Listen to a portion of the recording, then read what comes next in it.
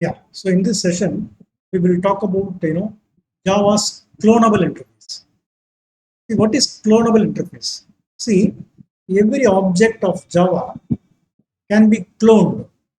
Okay. So when you say cloned, a new copy of the object will be created, and then that copy can be assigned to some other object. Okay. So when we apply clone, the idea is so that we get a different object altogether, so that changes which we make in one object does not affect the other object.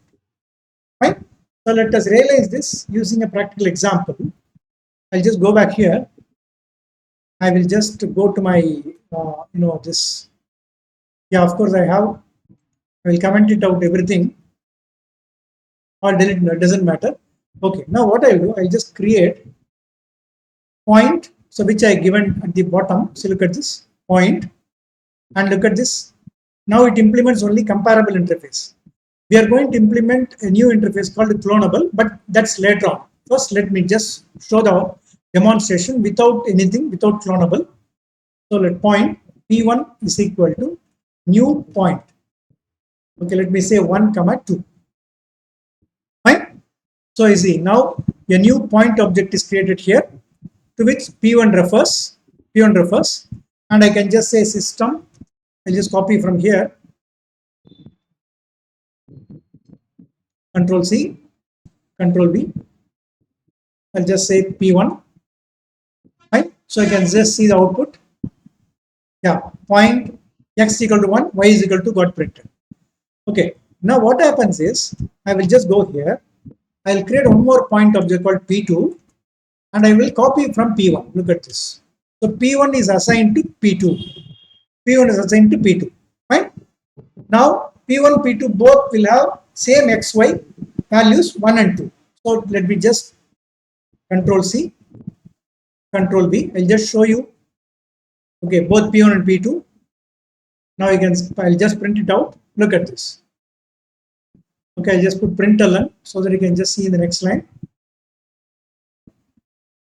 I'll just show you the output. So I can just see. You see, this P1, this P2. Both are having X and Y values of 1 to each. 1 to each. Now what happens is, if I change P1 dot set X, okay, to 100, okay, fine. So I am P1's X value I'm changing because of the set X method which I have given at the bottom. Okay, the set X, set Y and all, they are called setter and getter methods, setter method. Through that, the properties can be changed. So for any class, you should have getter and setter method for each and every property. This is a basic lesson. Okay, no property should be left without getter and setter methods, because we should be able to set and get methods, get and set every property of a class. Okay, whether we use it or not doesn't matter, but every property should have a get and set method. Okay, fine. Now I'll just run it now. You can see here, see, X is 1, 2 and Y is 100, 200. Oh, look at this. I'll just show you. Yeah. I'm just printing P2. I'll just print P1 also. After changing, look at this. Now, see, what I did was, I'll just show you again.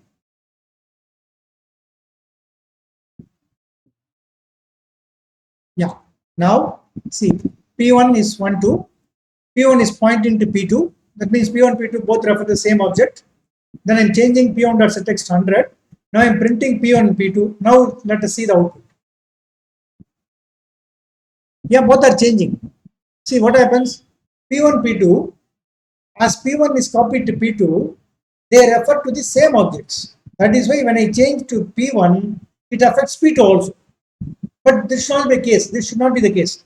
See, I am copying P1 to P2 just because I want value from P1, P2, from value from the P1. But otherwise, if I want to have separate P2 object, then this is not the way of doing it. You should not just copy P1 to P2. If you just copy P1 to P2, or if you assign P1 to P2, basically it's called assignment. This is called assignment. If you assign P1 to P2, P2 refers to what P1 is referring to. That's it. So when you make changes to P1, P2 also is referring to same object. So it affects that also. This is not the case we should do. That is why we are going for an interface called cloneable. Look at this. Comma, cloneable. Cloneable. We'll just save it. See, when you say cloneable, your class should have a method. Okay. So let's say at override. Okay, then I'll say public object cloneable. It's not clone. It's not cloneable. It's clone. Okay, fine. If you want, you can just see it's clone. Then I'll say. So when you say clone, now what happens is I'll just do this way. Okay, I'll just say point p is equal to or I can do one thing. I can just say point returns a point object. P is equal to new point. Okay, with this dot x, comma this dot y. Okay, this is dot y. Okay, fine. So what happens is return p. Return p. Okay, I can just I can just remove that override. It's not required. See now what happens? I return a. See, I am implementing a clonable interface. So when you implement this clonable interface, you should write a clone method. As when we implement comparable interface, we implement comparative method. In the same way, when you say implementing clonable interface, you should have a clone method which returns a point object, and this point object. See, this is a top. See, main point of this main important line of this particular method, where we create a new point object with this dot x. This dot x means see, for example, I just go here. See, now point P2 is equal to P1. So P1 is assigned to P2. Okay, fine. Now in this case, we should call dot clone. Okay, P1 dot clone. Now, see, I'm calling P1 dot clone. Then immediately it goes here, where it goes down. It goes here. Now this dot x refers to P1 dot x, because look at this. We are calling P1 dot clone. So this dot x refers to this dot. See, look at this. This dot x refers to P1 dot x, and this dot y refers to P1 dot y. So using P1 dot x and P1 dot y, a new object is created. This is the important point. Look at this. A new object is created.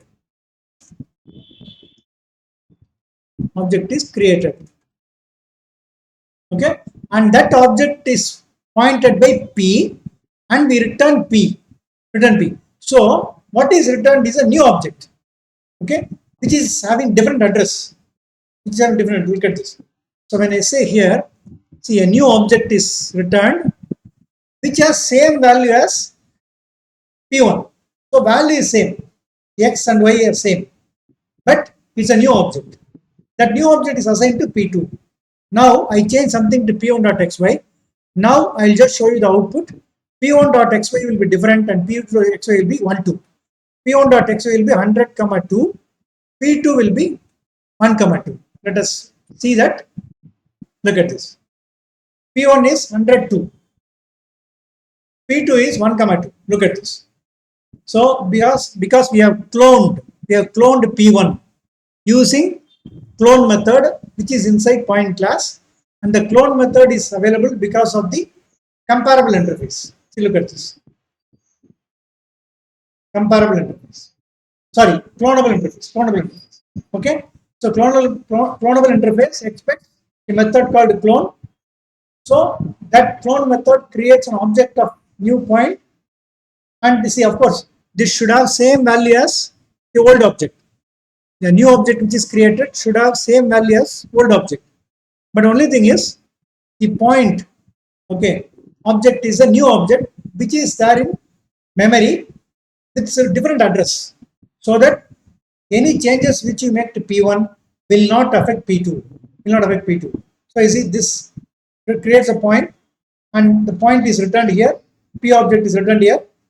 Now here you get that new object with a different memory address that's assigned to P2, then whatever you make changes to will not affect P2. Fine. So hope this session was useful. This is called cloneable interface. Okay. So the interface says what is to be done. That's all. Clone method to be implemented. That's all. How you implement it's up to you. See, now I have implemented my own clone method in my own way. Okay, by taking xy of the current object and creating a new point and all. It's completely at our discretion. Okay, how we create that new object. You can create this dot x plus 10, this dot x plus y plus 10. It's up to us. But that should be a clone method. Okay, fine. So this session was useful. We'll meet in some other session with some other interesting example. Thank you.